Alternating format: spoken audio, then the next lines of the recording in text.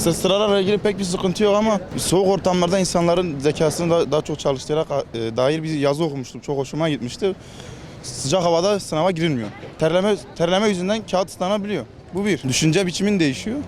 Bu daha ayrı bir sorun. Klimalı açık bir yerde insan daha rahat. Hava sıcak, insanın midesi bulanması çok yüksek. Sabah erken gittiğimiz için yerler çok uzağa çıkmıştı. Sabah erken gittiğimiz için açtık. Aç kaldığımızdan dolayı insanın midesi bulanıyor tabii.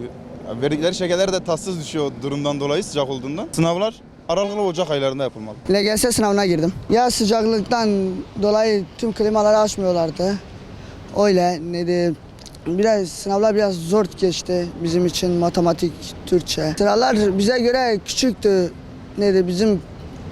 Bizim boyumuza göre biraz iyiydi ama bizim küçüklerimiz vardı boy olarak. Büyüklerimiz vardı boy olarak. Ya bu sıcak havalarda yapılması iyi değil.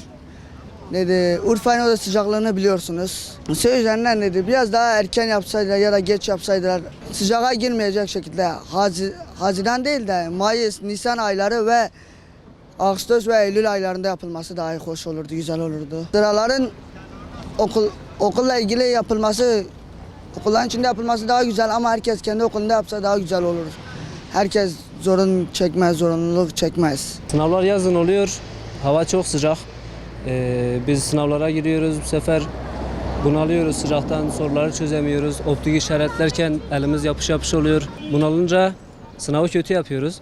Ben sınava girdim bu sene, çok sıcaktı, sıralar küçüktü. Klimalar yoktu, çok bunaldık sınıflarda. Sınavlar mesela Şubat ayında olsa daha iyi olur. Mesela herkes kendi sınıfında gitse, mesela işte sınıflarda klima olsa, sıralar daha büyük olsa daha iyi olabilir. Sıcak aylarda yapılması daha çok sorun bizim için.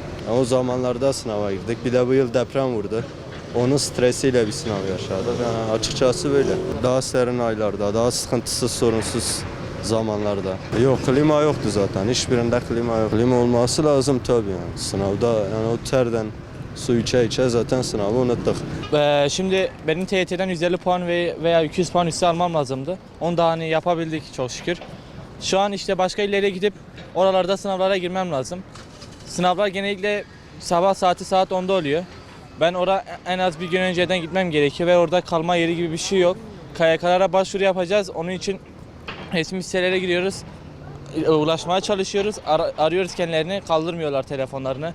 Ya buradan sabah erken gideceğiz, oraya o yorgunlukla gideceğiz. Uykusuz sınavlara gireceğiz. Ya da bir gün önceden gideceğiz.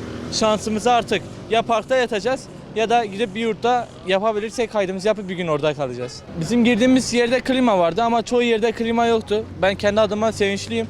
Ama başkaları adına üzülüyorum yani, o sıcakta insan sorularımı çözsün yoksa o sıcakla mı uğraşsın belli değil yani. Sıralar hepsi tekliydi.